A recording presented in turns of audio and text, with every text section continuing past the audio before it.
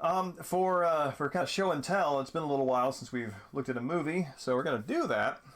And kind of a lead up to that, I finished reading Queenie by Candace Carty-Williams. It's a story of a black woman in her 20s in England, struggling with the dating and hookup scene after a breakup of her first sort of serious relationship with emotional traction and commitment possibilities, and then kind of going through a downward spiral of depression and excess as she fails to cope successfully with these sort of personal setbacks. It's kind of it's kind of anxiety nightmare fuel, right? Sort of loss of relationships, loss of friendships due to circumstance and misunderstanding, loss of a job due to inappropriate workplace activity that she's not 100% to blame for the outcomes, but nonetheless was complicit, so she feels guilt. And it winds up with her sort of like moving back in with her grandparents to try to recover her mental health.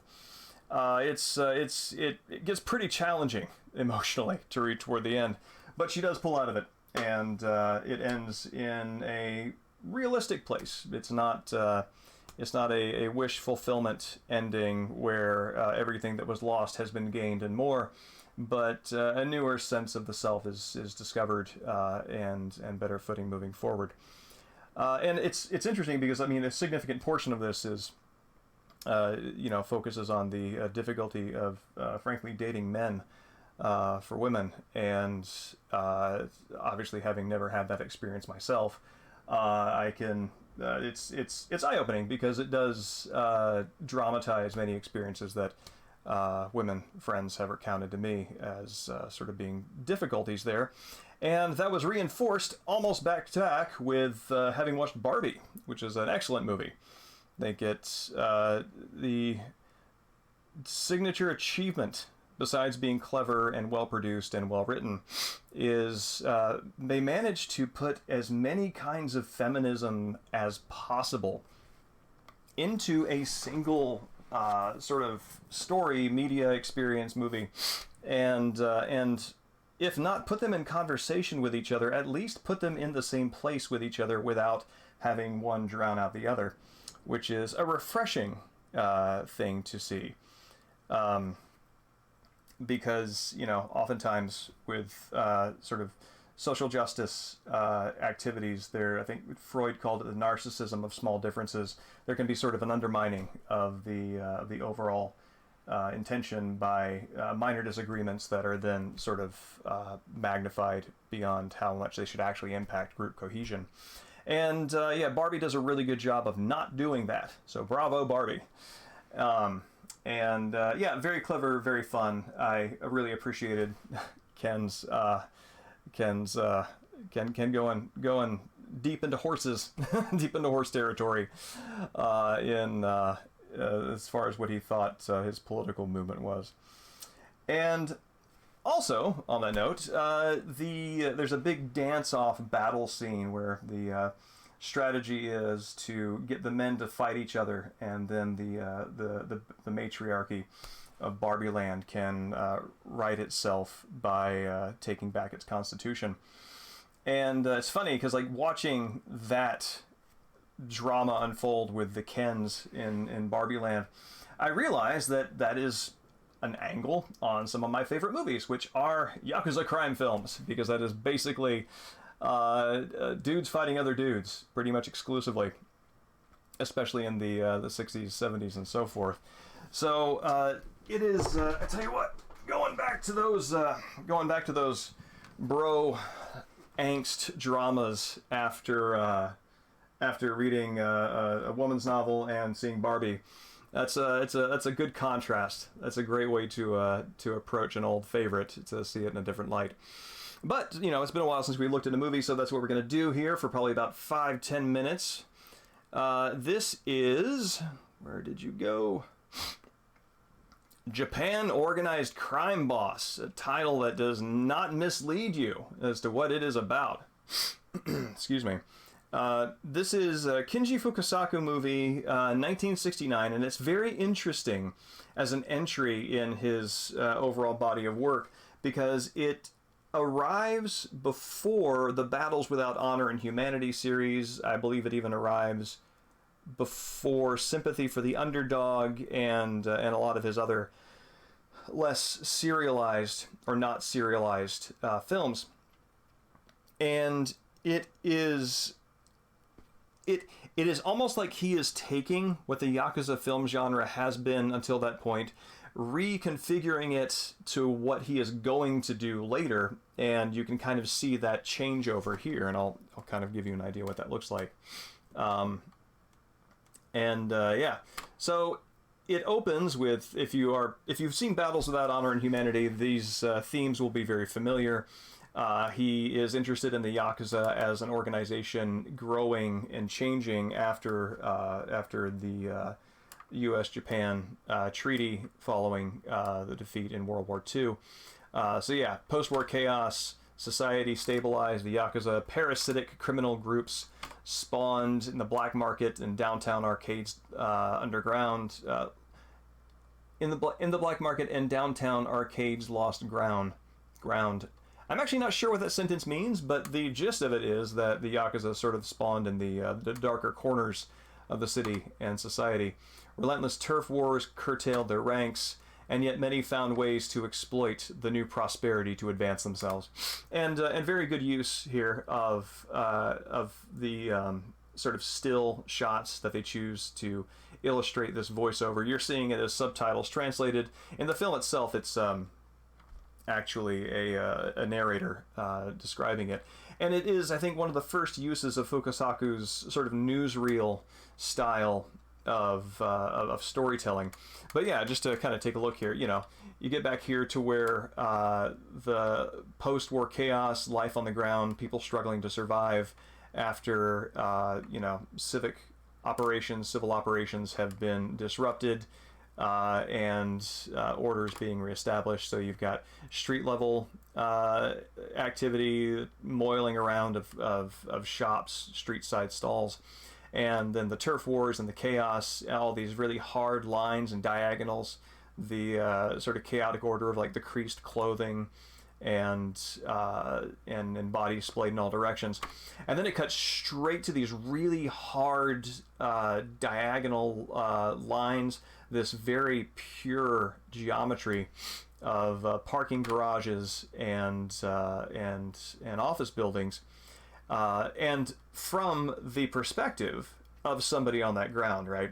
So it very much creates, even within the Yakuza themselves in this narrative, it creates a difference where you are allied from these initial images with the Yakuza on the ground, the people who are fighting the turf wars, and then looking up at these sort of inaccessible leadership, and this split between leadership and sort of like hard Scrabble life on the ground sort of persists as the movie's theme. If you have played any of the Yakuza video games, much of its style, I think, goes back to Fukasaku. You see the many political characters introduced in ways that the Yakuza games sort of, they'll have a character show up for the first time, then and it'll have their name and their rank, relationship to others, and that's very much what it does here. It is not interested in character building in the ways that we might be accustomed to, where we learn about the characters' motivations and everything through the drama. No, we are told what they feel, and so you can just understand how this is all going to unfold within the first 10 minutes. It is challenging, though, if you're familiar with the sort of like organic storytelling of modern cinema, to keep all these facts and everything in mind. And it can be somewhat disorienting. I, in fact, have difficulty remembering who is who after the movie, simply because they're not really introduced in a way that is, in a way where basically it's like a video game tutorial that's all language instead of inputs. You sort of, the words just sort of run off. And then we meet Tsukamoto Tetsuo, who is our hero, that is our Japanese organized crime boss. And you know, it starts out with a lot of just like really on note story beats for this particular genre. Yakuza has been put away for a long time, gets out of jail, finds out that the world has changed in his absence, goes back, meets up with his old, sworn brother, finds that he has ascended, and the sworn brother wants to, collaborate with him again. They can rise to ascendancy. And his sense of morals prevent him. His evening, Mahafun. It's good to see you. We're looking at Kinji Fukasaku's movie Japanese Organized Crime Boss. That is the title. And right now talking about how it's really hitting all the sort of like chivalric Yakuza narrative beats. And up until this point, through the 50s and 60s, the Yakuza movies were much less the sort of like grungy, it's a dog's life style stories that they have become, which, I think we kind of like think of as like much more of like, that's what we think of organized crime mob movies being. They much more emphasized the family values, chivalry aspect of Yakuza life. And Fukasaku, in fact, is a big player in sort of exploding that pretense, and this movie is a pretty good jump for that. So after and it cuts from his very pleasant reunion with his sworn brother, even after turning him down, to the kind of street violence that Fukasaku's cinematography captures consistently. These sort of like news camera gonzo filming style stuff, knee and ankle level shots as if you yourself had been knocked on the ground during a brawl and were scrabbling to find your way. And it sets up that there's an East-West Yakuza proxy war.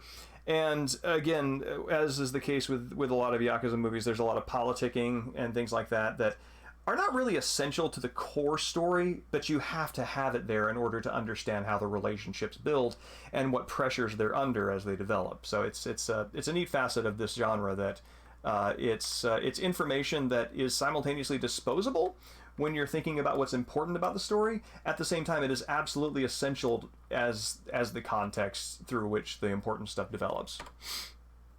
So he gets out, goes back to his old gang. He's welcomed back with open arms. As soon as he's back, rival gangs hit the boss. There's a bedside death, passing the torch of leadership to him.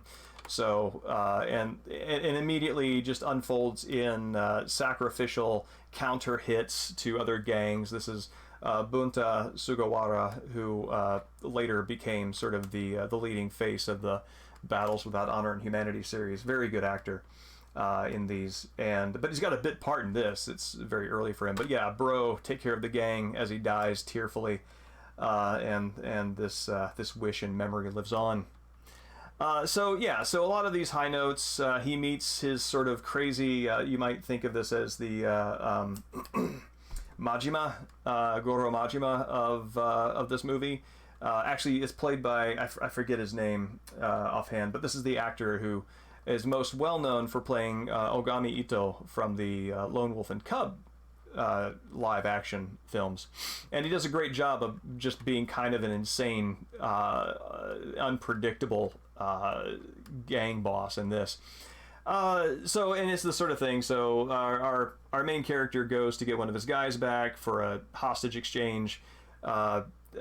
Ogami Ito, which I'm just going to call him here, is disbelieving, punches him, slices his face, and our hero, this is the chivalric mob boss thing to do.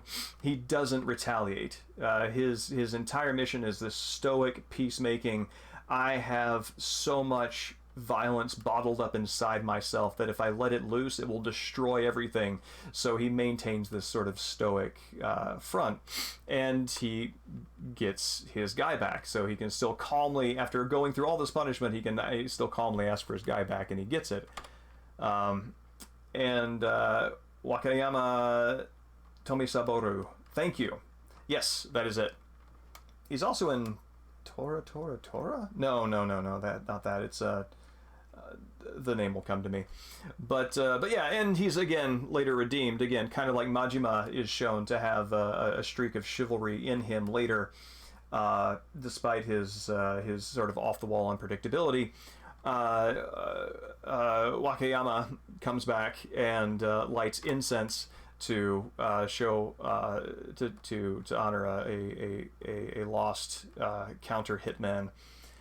So he is still with honor there, and so these sort of like very stock Yakuza chivalry movie elements are very strongly in play, and oh, that's right, and it's nuts too, because like to look at them, I would not think of them as brothers. When you know that they're brothers, you can kind of start to see it, but I would not have thought that they were related based on their looks, the facial features, but yeah. So that's all the chivalry stuff, and then it gets to where Fukusaku does something really interesting.